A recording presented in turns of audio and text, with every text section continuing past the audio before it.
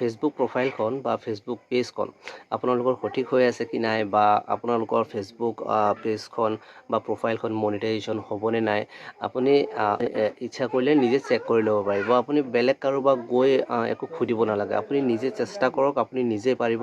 কেনেকৈ কৰিব লাগিব আহক মই দেখুৱাই দিছোঁ, মোৰ লগত আপোনালোকে কৰি গৈ থাকক। আপুনি আপোনাৰ পেজৰ তললৈ নামি আহিব আৰু তাত হেল্প এণ্ড ছাপোৰ্ট বুলি অপশ্যন এটা পাব। তাত গৈ আপুনি ছাপোৰ্ট ইনবক্সত ক্লিক কৰিব।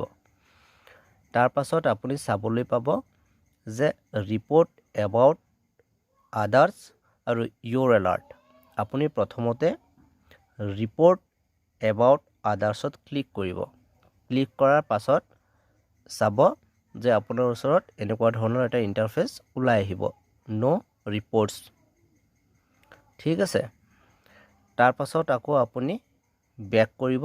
বেক কৰি আকৌ ইয়'ৰ এলাৰ্ট বুলি অপশ্যনটোত আপুনি ক্লিক কৰি চাব যে ইয়াত কিবা অসুবিধা আছে নেকি। নাই, ইয়াতো ন' ভায়লেন্স ইয়ানি ন' প্ৰব্লেম, একো অসুবিধা নাই। ইয়াৰ পাছত আপুনি আকৌ বেক কৰিব। বেক কৰাৰ পাছত গৈ আপুনি প্ৰফেশ্যনেল ডাছবৰ্ডত আহিব।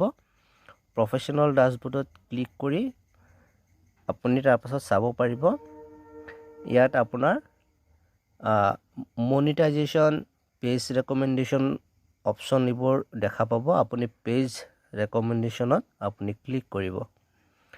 তাৰ পাছত চাব পাৰিব ৰেকমেণ্ডেবল, ইয়ানি কি গ্ৰীণ কালাৰৰ হৈ আছে। এই যিটো ষ্টাৰ মাৰ্কৰ নিচিনা আপুনি চাই আছে, এইটো আপোনাৰ গ্ৰীণ কালাৰ হৈ আছে। তাৰ পাছত আপুনি আহিব তলত পেজ ষ্টেটাছ, ইয়াত ক্লিক কৰি চাব। ক্লিক কৰাৰ পাছত চাব পেজ হেজ ন' ইছ্যু, তাৰমানে আপোনাৰ পেজত কোনো ধৰণৰ ইছ্যু নাই। গুড নিউজ, ন' ভায়লেন্স টু শ্ব'। তাৰ পাছত আপুনি তললৈ আহি চাব এলিজিবল টু মনিটাইজেশ্যন। ইয়াত আপুনি চাব পাৰিব ষ্টাৰ্ছ, ইন ষ্ট্ৰীমেটছ, লাইভ এডছ, আপোনাৰ এইবোৰ সকলোবোৰ মনিটাইজেশ্যন হৈ আছে। তাৰমানে আপোনাৰ ইয়াত কোনো ধৰণৰ প্ৰব্লেম নাই। আপুনি আকৌ বেক হৈ তললৈ আহিব। তাৰ পাছত চাব মনিটাইজেশ্যন অপশ্যনত আপুনি ক্লিক কৰিব। ক্লিক কৰাৰ পাছত চাব যে আপোনাৰ সকলোবোৰ ন' মনিটাইজেশ্যন ভায়লেন্স হৈ আছে।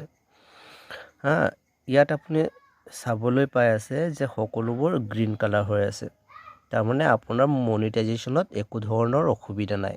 যদি এই গ্ৰীণ কালাৰ যিবিলাক ট্ৰিক হৈ আছে এইবিলাক যদি ৰঙা কালাৰৰ হোৱাহেঁতেন তেতিয়াহ'লে আপোনাৰ মনিটাইজেশ্যনত অসুবিধা হ'লহেঁতেন, কিন্তু ইয়াত আপোনাৰ সকলোবিলাক গ্ৰীণ কালাৰৰ হৈ আছে।